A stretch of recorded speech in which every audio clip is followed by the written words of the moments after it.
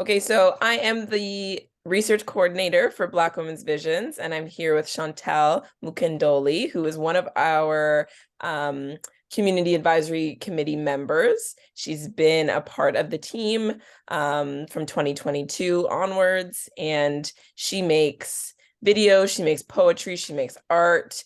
She's done some work for us already. If you look at our YouTube, some videos that are categorized by age. And so she tells her life story through these videos, and it's very, very beautiful and poetic. And so today we're going to ask Chantal some questions because she is very open about her status as a woman living with HIV. And we just want to have more conversations with women in the community about things that are really, really important to them. So welcome, Chantal. Thank you. So you're very, very open about your status. And so from what I know about you, you knew about your status before coming to Canada. How does the experience of living positive in Canada different from living in Rwanda? Yeah. So thank you, Ranece. And I'm happy to be here with you in this dialogue or conversation. So for me, I think I, Chantal Mukandoli, I living with HIV for 28 years. Yeah, so since I come to Canada 2006, so now I'm here in Canada for 16 years. Yeah. So before I come to Canada, I was an activist, I was an advocate, but at that time, I didn't know what I was doing. It was just, as a peer and in my country, what I was doing is just to see if I can get help and the support for different organizations. But I was open for my status. I started that to disclose my status in the church because I'm a Presbyterian as a Christian. So it's that I was start just to talk about my HIV status the first time. So it was to seek support for the Christian or the church, people in the church, the pastor and the new people was coming visit the church at that time. So yeah. I feel like that's a unique experience. Disclosing at church, especially like women that we talk to regularly who have contributed to the Black Women's Visions website have talked about not wanting anyone to know their status, right? So these places of worship, for instance, like women feel like they're going to be judged in these places, and you didn't necessarily feel that.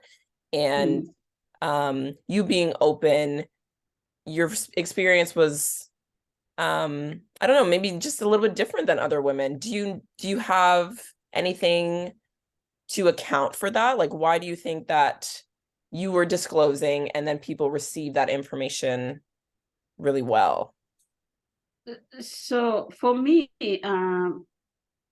I think as a Chantal Mukandoli, she's a unique in this world, and her experiences is different for other experiences for other women who is open also for their status. For to be able to be involved and to share my experiences is to make people understand there is other experiences, and they put together can make grow the organization or make empower other women who don't have that experiences of disclose their status. Yeah. So for me, come to Canada as a Francophone woman, immigrant.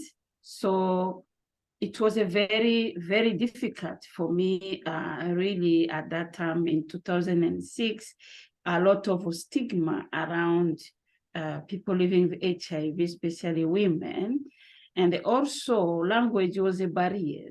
Yeah. So first of all, I start to be involved, because at that time there was not organization, Francophone organization to have HIV and AIDS support. So it was just a clinic where people go to HIV testing, but not really Francophone organization who have HIV and AIDS services or activities. Got it. So I start myself with my little English. Even I didn't know nothing in English at that time. So I start move on, and then working as a volunteer with Women Have Women Hands Community Center, where I start to share my experiences from back home to here in Canada, to show there was a totally different, because they need, in that documentary I participate, they need a translation because I was speaking French and they needed to translate. You see, that is totally, I can say is difficult, because to translate language to language sometimes is not, it's not the same word. Right. Things are lost in translation. Yeah. So, but for me, my experience was a very, very high level. Even I come from Africa, because I was not ashamed to talk about my status HIV in public. Right. And I come to be involved in communities is like to start reduce a little bit about HIV stigma for women living HIV in Canada and different organizations. So that was my vision. And then that was my mission as a Chantal Mukandoli, because I know myself who I am. I know I'm unique. And then in my experiences, it was very powerful to help other women, to empower them, to share my experiences with HIV. Yeah. That's beautiful. Also, I feel like from your story, you came knowing that stigma and discrimination was like potentially going to, you were going to potentially experience this. But your need and your drive for community kind of trumped that potential stigma and discrimination. So you were willing to kind of go through it in the name of this vision and this mission that you had to empower and talk about these things and make other women comfortable. You had already kind of gone through the process of accepting your own status, which I think helped you, help mobilize you to do these things that you really wanted to do here, which I think is a very different experience. So it's really beautiful to hear that side of the story. I know that that's not the reality for a lot of people. I think a lot of Black women, especially living in Toronto, not Toronto, but Ontario, who we interact with are still like, I really want community. I want to come to events, but this idea that people are going to know my status is still a difficult reality, right? So Black Women's Visions is trying to reduce some of that stigma and discrimination. And so we had an event in December that you came to, which was amazing. And we there was women of different statuses that came. So some women were HIV positive, some were not. And we didn't ask anyone to disclose. So I'm seeing a little bit of how that can be really powerful in holding these events for connection and communication and community, where women they're not feeling like this is an HIV event, right? And so that's something that I think from your story, from the women that we've interacted with, we've kind of tried to develop this like new way of going about community. And we're so happy to have you doing some of that work for us, where, you have this vision, you have this mission to empower and inspire. And I think we're doing some of that already. Yeah. So one thing I want just to tell you about this. Yes, I was happy also to participate in that event because, stigma, that is the killer. But HIV is a virus because people have a medication for now, is manageable for some of the people. Stigma and the discrimination and the mental health, that is the bad issues, especially for people living with HIV. So myself, to be able to go out and disclose my status and help other people in the community is because I have that acceptance, because I was stigmatized before. And then I said, this is Chantal. I needed to be strong. I needed to fight on that for me to survive. And then what I wanted to do is also to share my secret, how I survive, how I deal with these issues every single day. So it's to acceptance. Acceptance, that is the key for every circumstance of life. For example, is also from my experience, that's why I say I have a strong experiences of living with HIV because of what? Because to be resilient is acceptance of physically, emotional, mentally, and spiritual. Especially if I say spiritual, it is something people they cannot even see with their eyes because they see Chantal physically, look beautiful, but maybe inside it's not good. And then if it's not good, you can see it outside physically. So it means one thing is the most important, and that's why all the time I need to share my experiences. My experiences is inside, not outside. Inside is means I accept, talk about it. Is inside on me. I don't want it to be a secret. I want it to share with other people, if they're living or they're affected. And then that make also to prevent people about to be affected by HIV or to get it. Because if I disclose my status also is education, personally education, you see physically. So we not know the difference between someone who have a virus and someone who have AIDS as a stage, who have AIDS stage of sickness. So it's totally different.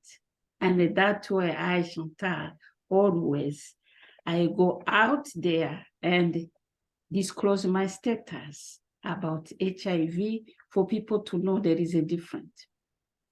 And then why? Because I want people to go to HIV testing. To go to HIV testing, they will know if they are HIV negative or HIV positive, so they will be able to find support, to seek support as soon as possible if they are HIV positive.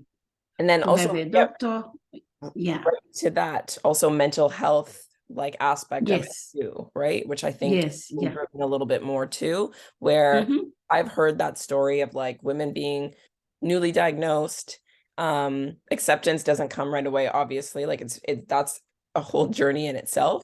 Women talked about like self-care was not my priority after being newly diagnosed. Mental health awareness, mental health support was not my priority, right? So some of this work is also, you know, bringing women who are newly diagnosed or even women that have been living positively for a long time to that mental health support, like making that really emphasized and of importance for women. Because like you said, this idea that stigma is the killer, the effect of HIV is the killer is like, you know, I think something that not a lot of people think about. They don't think about it in that way. Yeah.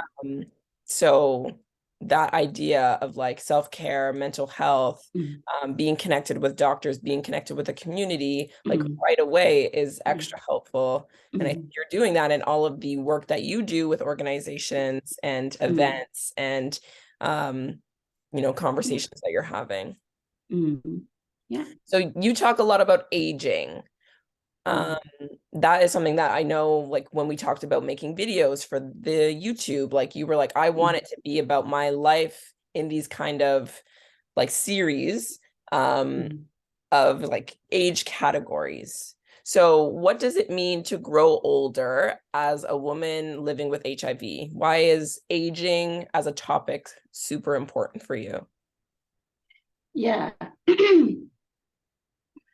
Aging for me, I think that's why I told you, as a creative woman. So if I see in science, we are all grown. But for me, if I give you my experiences, I have 28 years living with the virus. So it means I calculate the time I was diagnosed. And at the time I start to taking medication. That's why they call it long-term survival person. Because the age of born, the age of be diagnosed, and the time started treatment, HIV treatment. Yeah, that is aging. Are not Those yes, yeah. We put it together. That is aging. Aging and the HIV change that word long-term survival. Because for my experiences, I know I'm long-term survival with HIV. But for me, it's like to say this is a victim person for HIV. I don't like that word. Oh, I know. Yeah, I don't like that word. What I mean means this is a woman who know how to take care of ourselves and be able to take properly her medication to live longer. You see the difference. That to be aging. Aging also is about age. Like I'm a 50 plus. Yeah. So for me, for my experiences of to be 50 plus, it's not changing nothing. But what is changing something is how I feel mentally and in my heart and how I breathe to know every single day take this medication. You understand what I mean? So how do you feel thinking about where you were when you were newly diagnosed or even years into your journey? What is the difference now? What do you know? What do you feel in your heart? What has changed mentally? So mentally for myself now, because I'm strong enough to fight for my rights, to be me, and then don't think about HIV to destroy my future, what I wanted to do tomorrow or next day. I wanted to be me, and then I wanted to feel, to think positively every single day of my life. Yeah. That is also the part of my mission and my value. Because, HIV cannot stop me to do anything I wanted to do. No, HIV is just in my blood, even because being undetectable, sometimes they cannot see it because of what? Acceptance, and they take medication. Right. Yeah, you see? And that is the most hope of life. I have a hope, and that make me to look good all the time, to take care of myself, go to the mirror and see myself. I need to look good. Yeah. You know, because before there was not hope for people living with HIV. Right. Before after 1983, there was not hope. People, there was a die because there was not medication, you know, there was not support. Even if family, after they have that bad news, they will say, our family member don't have maybe 6 months. And exactly, because everything is a mind. Right. And they connect with the heart, connect with the breathing, and the person cannot survive longer because of that. Right. You know? So for me, for now, the time I'm talking to you, I'm a very strong enough, more than the past. Yeah. Yeah. And your mindset changed. It sounds like mindset change like leads you to Yes. acceptance. Acceptance leads you to taking medication, doing what you need to do to Yes. take care of yourself, which leads to this life that you can build, you know, and you can pour into yourself a little bit more. Of course, I'm sure that there are days where you're like, oh my gosh, you know, still maybe why me, or that acceptance, you know, gets buried a little bit. But overall, this like mindset change led you to make just like lifestyle changes. Yeah, lifestyle, because they also making me to move forward, Right. to have other experiences, to start to create, also to do some jobs, to create myself some research. Because of me, can create any word and then a subject, and then started to create, to develop something, and that it can help other people in the communities. Yeah. You know? Yeah. So from aging and the HIV making me to be sage person. So you're one of the first people that I've heard talk about aging, growing old with, like, you know, while living with HIV. I feel like that's a topic that isn't necessarily discussed very often. What do you think is missing when it comes to information about aging or growing, living with HIV? Yeah. So what is missing is education. Because I see myself, I observe some of the people is aging. They don't think they can get, because of age, they don't think they cannot get HIV. They told me, because now what I'm doing, I do this HIV self testing distribution kit. I started to talk about to distribute the kit for other people. You know what they told me? My dear, I'm old enough.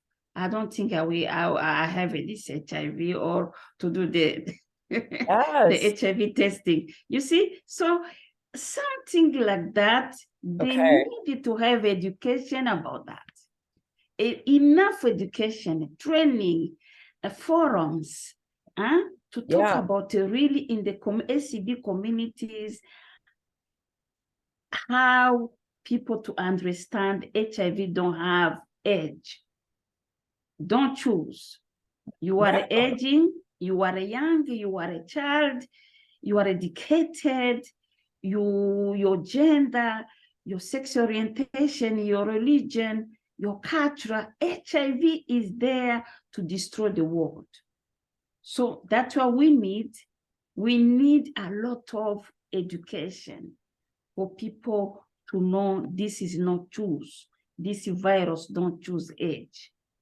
Yeah, that is such an interesting point. Yeah. That I don't know if I ever thought about. And I just wanted to see if I could find, like, I feel like there's an age category. Yeah. If you're, I know the Care Collective talks about this, like if you're a Black woman in Ontario, between the ages of, there's certain ages, like you are in the group that shows like higher rates of HIV infection. Maybe I can look that up actually and see what that age is, because in my mind, I'm like, it's of the younger category. So once once there's like an age bracket, if you're over or under that, you feel like I'm good, but that's not necessarily the case. So the Care Collective, I just looked it up. It says, if you are a Black woman between the ages of 29 and 49, you are in the group that is showing higher rates of HIV infection. Early detection is important in order to live a full and healthy life. So between 29 and 49, Black women are showing higher rates of HIV infection. We also know that 60% of women who are testing positive in Ontario are Black women as well, which is a high number, right? So this point that like, oh, I don't need to be tested for HIV because I'm too old. Yes. It needs to be dispelled. And so saying like, we need more education about this. Yes, there is an age bracket that shows higher rates of infection, but that doesn't mean that people 50 up are exempt. Yeah, because you know I was really surprised to see the time I was just distributed the kit, and then some of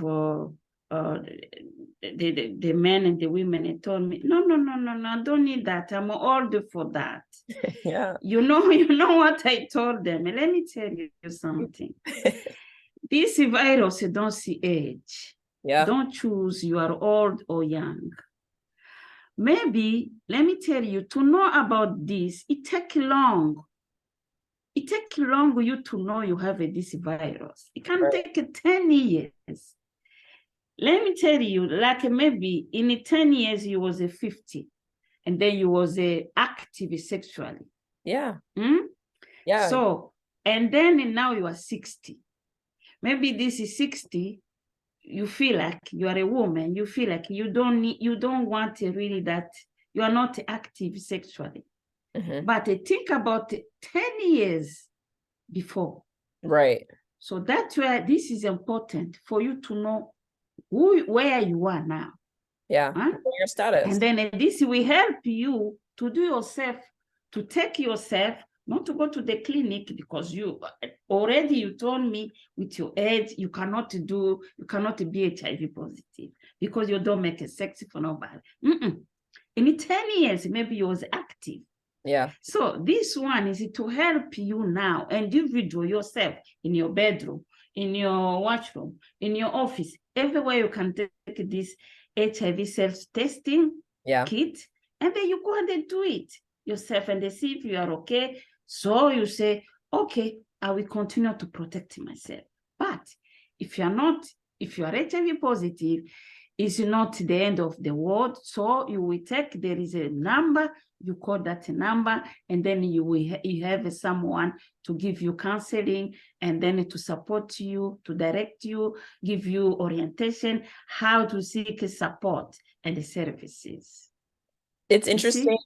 Yes, I see the point. And I think it's interesting that people would rather not do the test at all and say like, need it, than doing it. And, kind of clearing up any misconceptions or, So they still say HIV is for young people. Right. It's for young people. It's for young people who is sexually active. But for me, I give it that education. So the SCB community need really education about how to get HIV and how to not get HIV.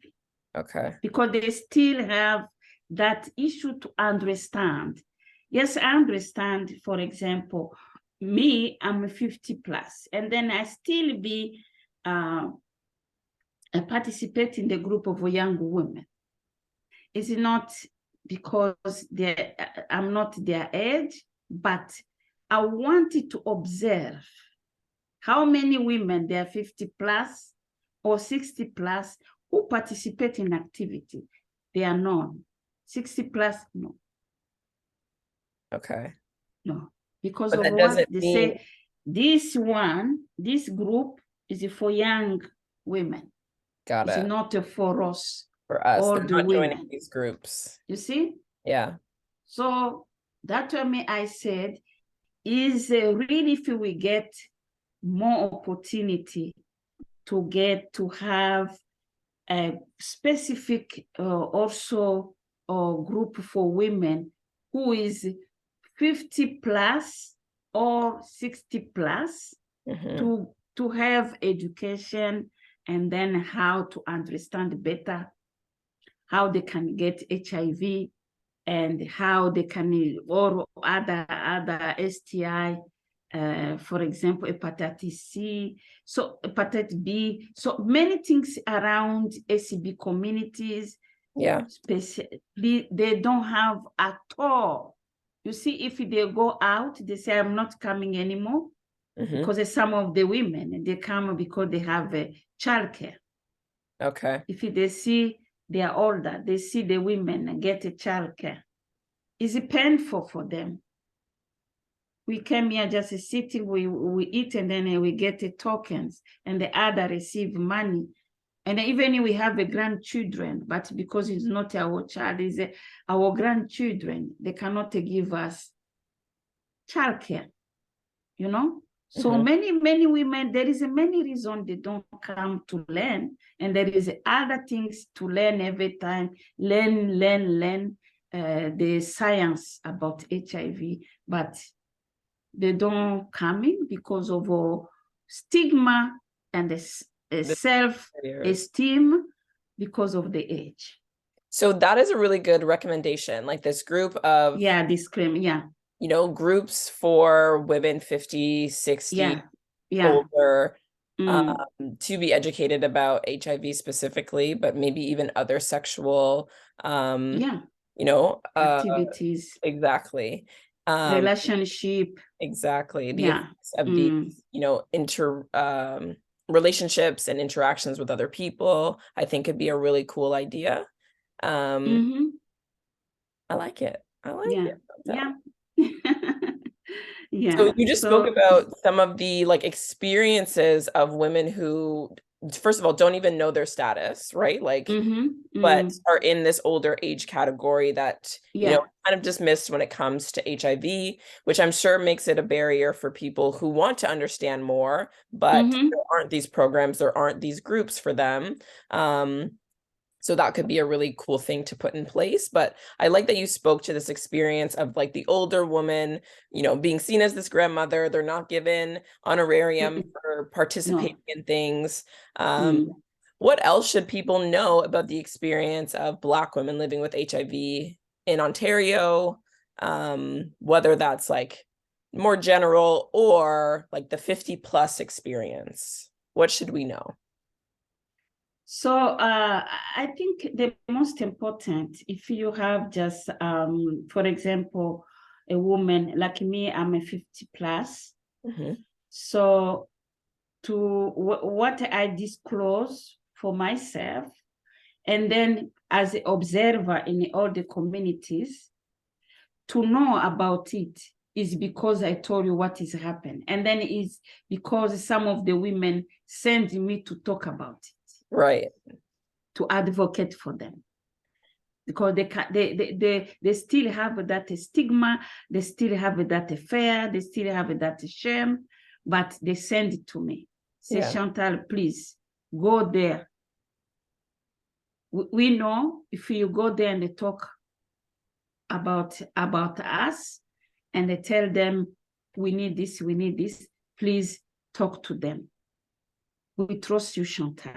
And then that's why me, myself, we came here as a leader to open the way, and then they will follow me after. They come to have education if everything in the settle. So I come to say about what really they need to know. Right, but what is the important to take a medication? What is the side effect? What is the health relationship? What is the in-health relationship?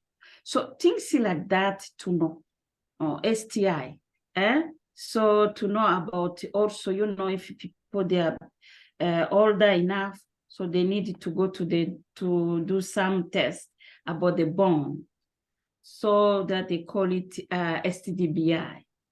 So we have that issue in the SCB communities. How do we know?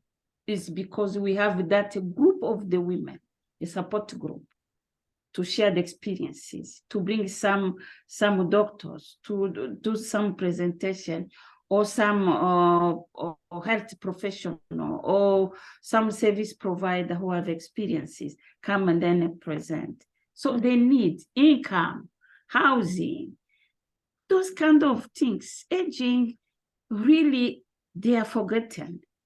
If you see they don't have income, some of the people come in this country, maybe it's the family member who bring them here. And then after they came here, they find out they are HIV positive, you know.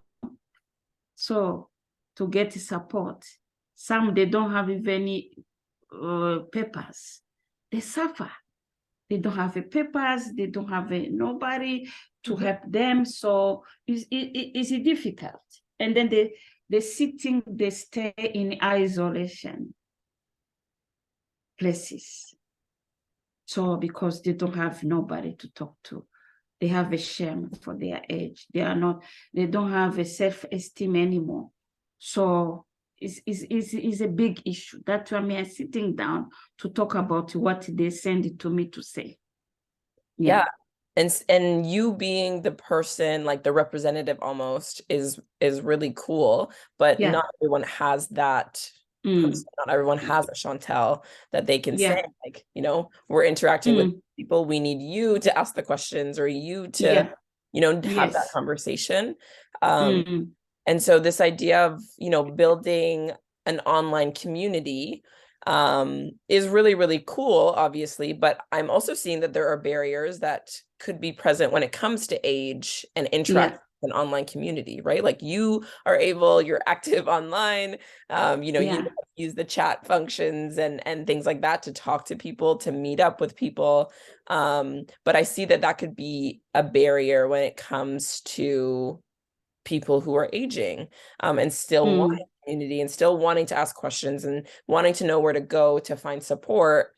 Do you have any information that might be helpful when it comes to building an online community and wanting people who are aging to be involved in that community too? Yeah, because there is some of the resources.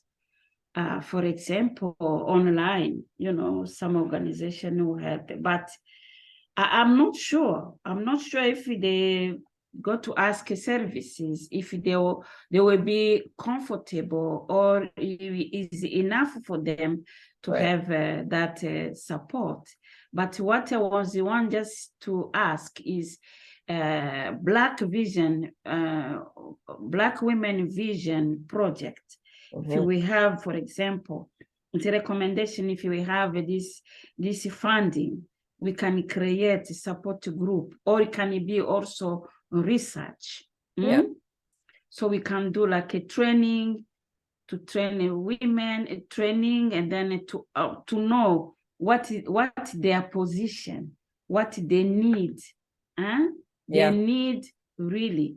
And then it can be all the languages, can it be French or English?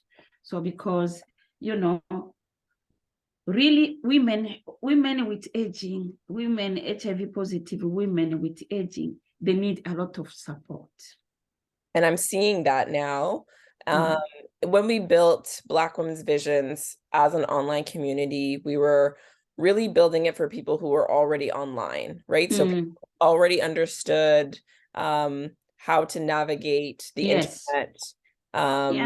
You know, they have that kind of literacy. So this, I feel like, though, is really important when you're talking about women who don't necessarily feel connected, women who are coming here, you know, immigrating to Canada and feeling really isolated. Sometimes that first link could be, oh, I want to join this community and I don't know how. So that is definitely something to take into account for the next kind of phases of our project. And building something that is accessible for people of all ages, people in all, you know, phases of their journey, instead of making it for people who are already on the internet and know how to navigate this. Yes, Tried yeah. to do, we tried to do some of that by hosting this event to show women how to use the website.